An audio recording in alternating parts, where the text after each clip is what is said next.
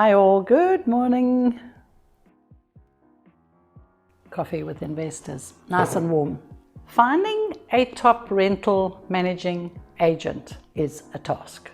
It is not someone you just hire because they have the title of rental manager.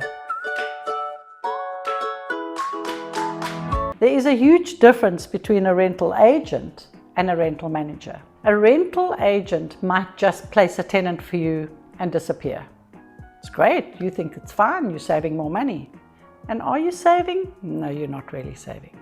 A proper rental manager will manage your asset, which is one of your biggest assets in your life, if not a few of them. Rental managers manage up to 80 or 100 properties per manager. They usually work with a couple of assistants.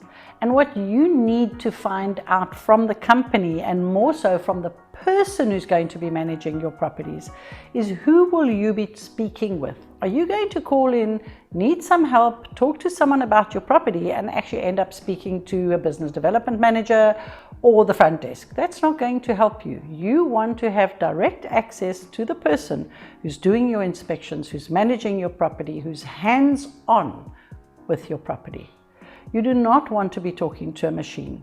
You do not want to be talking to a company that's outsourcing their inspections.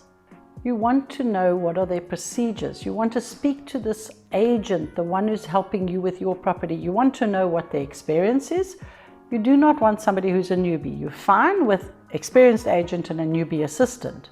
But you cannot have a newbie managing your properties and 79 or 89 other people, because the job is too big.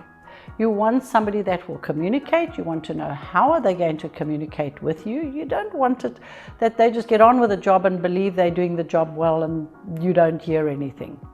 It is very important, because if they don't know and understand that perhaps those trees need to be trimmed in order that the gutter doesn't collapse or block up and then leak the roof, that doesn't come from knowledge, that comes from experience.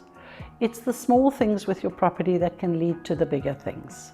And the only way to really get a sense is to interview the person who will manage your properties.